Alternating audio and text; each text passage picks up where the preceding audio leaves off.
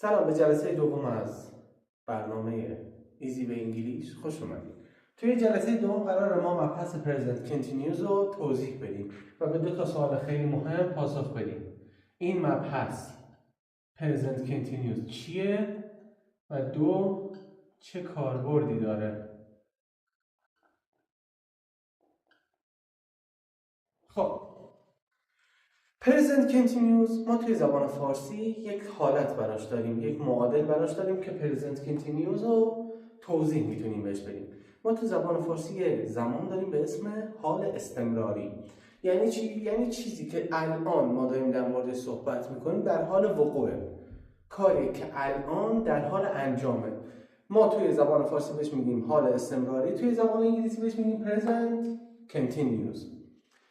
شامل چه زمانهایی میشه؟ زمانی که بردارش اینطوریه، مثلا اگر این گذشته باشه، اینم آینده، اینجا حال، الان این فعل در حال اجراست، در حال اجرا یا انجامه. پس الان در حال انجامه، بهش میگم present continuous یا حال استمراری. خب فرمولش چیه؟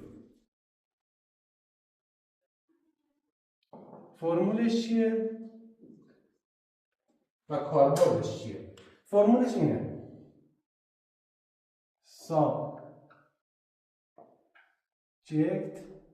همون ضمیر یا اسمی که داریم، اون میشه فاعل جمله‌مون، به اضافه فعل to be که توی جلسه اول توضیح دادیم، حتما ویدیوی اون رو ببینید، به اضافه فعلی که وربی که ing میگیرد، وربی که ing میگیرد. این خیلی مهمه.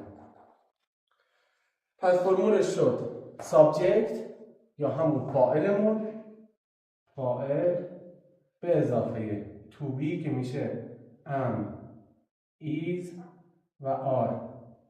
جلسه اول گفتیم، براتون توضیح دادیم. ورب حالا هر فعلی میتونه باشه، مثل sit، مثل run، مثل go که ing بگیرد آخرش. کاربردش چیه؟ کاربرد این جمله پرزنت کنتینیوس و فعل پرزنت کنتینیوس چیه؟ میخوایم به طرف مقابلمون نشون بدیم که چه کاری در حال انجامه.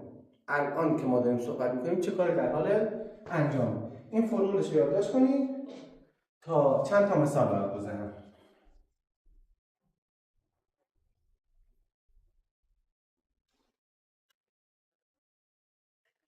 بذار این بالا کلا کوچیکش بنویسم. subject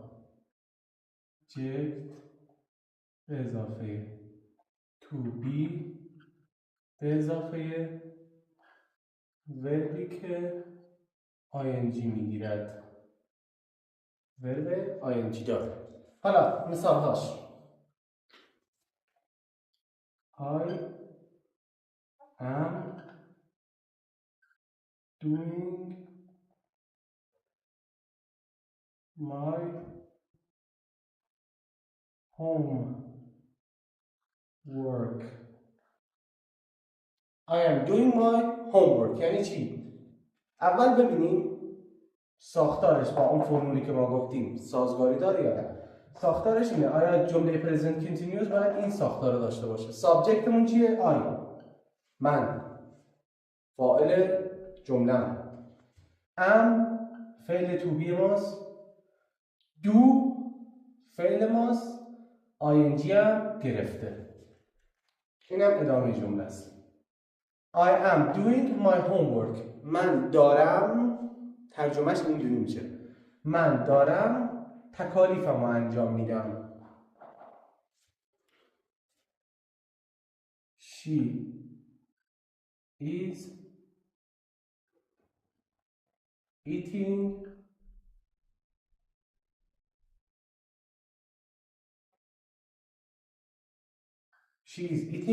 dinner. اون داره شام میخوره. الان که ما داریم صحبت میکنیم اون داره شام میخوره. سابجکت ما she، to be ما is، eat میشه فعل ما، ing هم که داره. she is eating dinner. این جمله present continuous، یعنی جمله‌ای که الان در حال انجامه. مثال بعدی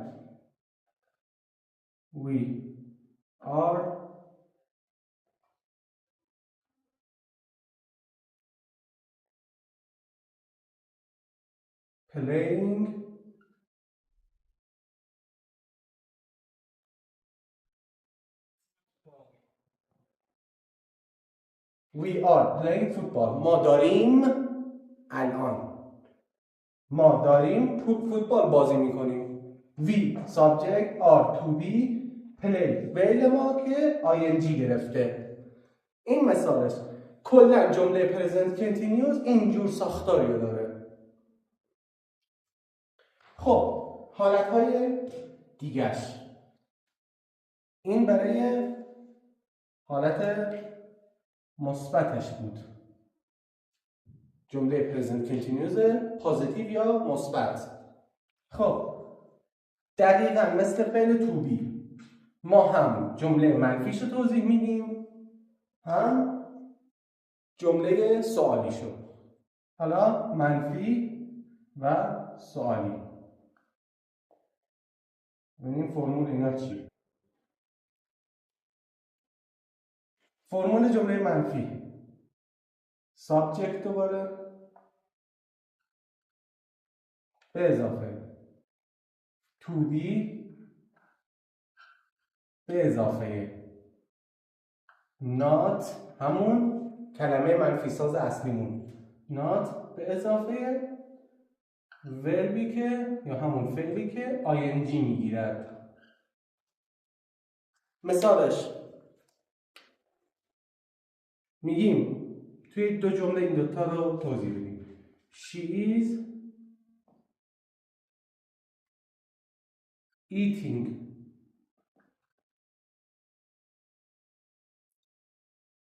she is not doing the dishes. she is not doing the dishes. خب گفتیم این جمله مثبته، این جمله منفی. از کجا میفهمیم؟ she subject is to be eat فعل ing هم گرفته. she subject is to be not داره، منفی سازمون not داره. do فعلمون ing هم که گرفته. she is eating she is not doing the dishes. اون داره غذا میخوره، اون دختره داره غذا میخوره. الان ظرفا رو داره نمیشوره. اون داره غذا میخوره، ظرفا رو نمیشوره. الان یادتون باشه present continuous الان موقعی که ما داریم بیانش میکنیم در حال وقوعه. خب این فرمول جمله منفیش. حالا برای سوالی دقیقاً مثل فعل to be که جلسه اول در سوالی دو نوعه. to be به اضافه subject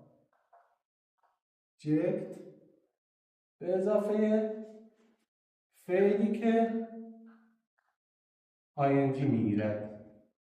حالا حالت دوم کلمه پرسشی به اضافه to be به اضافه subject به اضافه فعلی که ing میگیرد. مثالاش جلسه اول رو حتما مرور کنیم. to be میگیم is اسمش رو قشنگ می‌نویسم.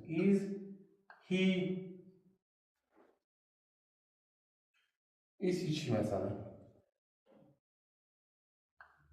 is he running آیا اون پسره در حال دویدنه؟ داره میدوه؟ Is he running؟ یا برای مثال دوم یا مثال همین Are you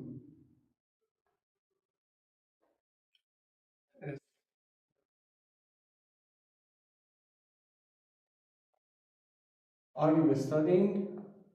این خیلی بزرگ شد.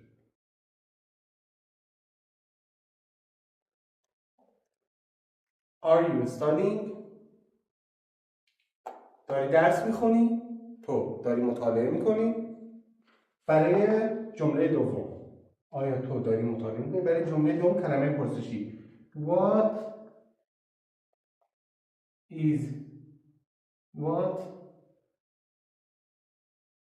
are they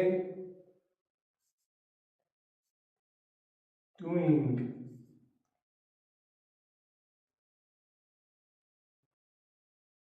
What are they doing؟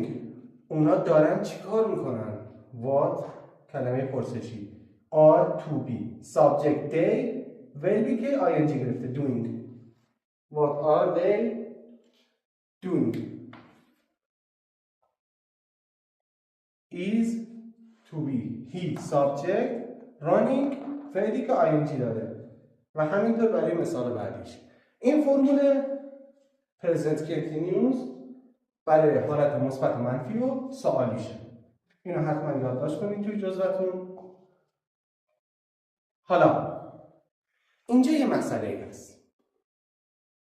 یه مسئله خیلی ساده است. اگر سریع یادش بگیریم خیلی میتونه کمکتون کنه که توی نگارشتون به مشکل نخوریم. من اینو به زبان ساده میگم که همه متوجه بشین و خیلی هم پیچیده نباشه. دیگه تزمون همینه دیگه توی تدریسی در کار نیست در اصل. من دارم به شما میگم چیزی که خودم یاد گرفتم. تدریس نمی کنم من. از یک دانش آموز به یک دانش آموز دیگه، از یه رفیق به یه رفیق دیگه. خب میگیم ing گرفتن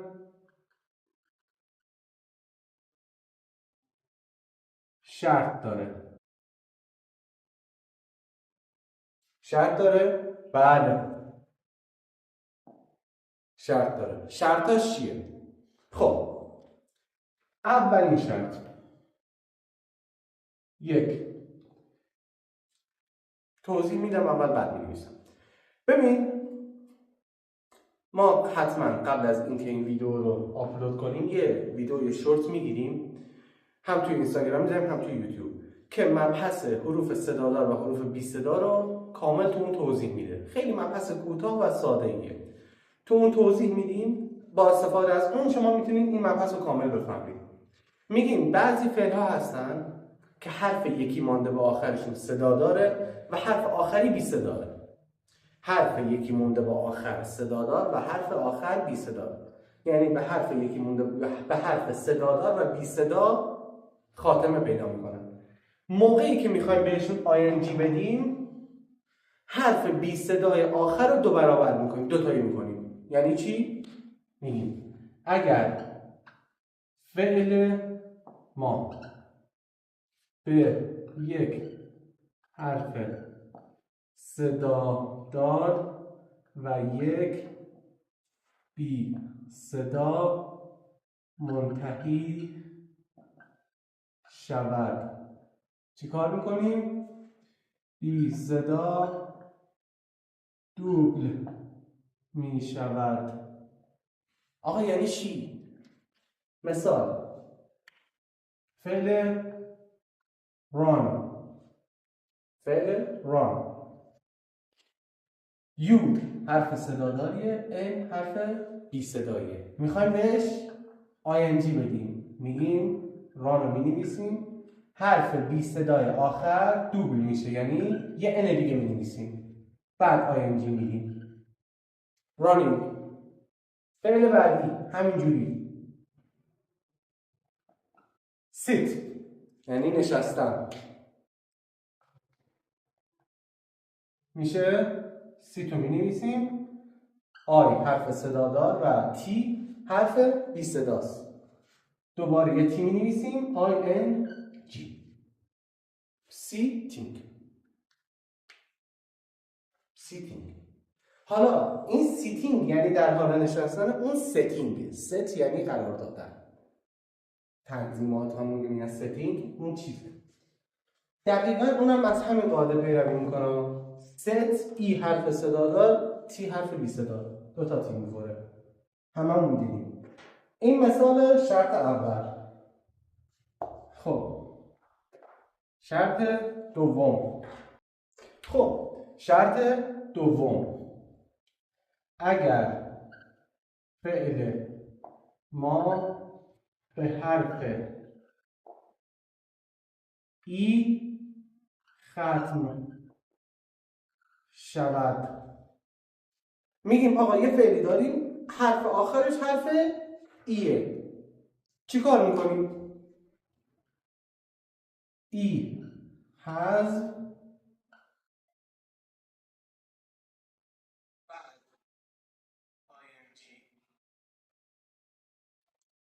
ای حذف میشه، بعدش ING میگیره. یه فعل داریم حرف آخرش حرف ایه، میخوایم بهش ING بدیم. شرط ما برای ING گرفتن اینه که حرف ایش حذف بشه بعد ING میگیره. مثال فعل کام یعنی اومدن، میخوایم ING بهش بدیم. ING میگیم ای آخر باید پاک بشه بعدش ING بگیره. coming در حال اومدن. فعل بعدی write نوشتن، آخرش حرف ایه دیگه. حرف آخر ای آخر حذف بعدش ING میگیره. write. شرط سوم، سریع میگم که عبور کنیم. شرط سوم، اگر فعل ما به حرف ای ختم شود، اون موقع چی؟ ای تبدیل میشه به وای بعد ING میگیره.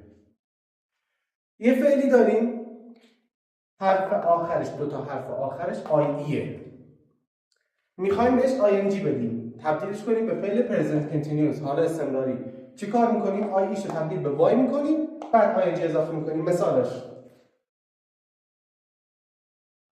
لای که هم به معنی دروغ گفتن میشه هم به معنی دراز کشیدن. از شرط سوم پیروی میکنه، ای دار آخرش تبدیل میشه به وای بعدش ING میگیره. لایک. به همین راحتی. این کل مبحث پرزنت کنتینیوس بود. کل قواعد و فرمولاش به همراه مثال. اینجوری میتونید پرزنت کنتینیوس و تک تک قواعد زبان انگلیسی توی کوتاه‌ترین زمان ممکن با ساده ترین روش یاد بگیرید. حتما ویدیو ما رو لایک کنید، کانال رو سابسکرایب کنید و به دوستانتون معرفی کنید. این ویدیو کاملا رایگانه، هیچ گونه هزینه‌ای دریافت نشده بابتش. ازتون میخوام که حمایتمون کنین که بازم بتونیم بیشتر از این محتوا بذاریم. پس تا قسمت بعد، بدرود.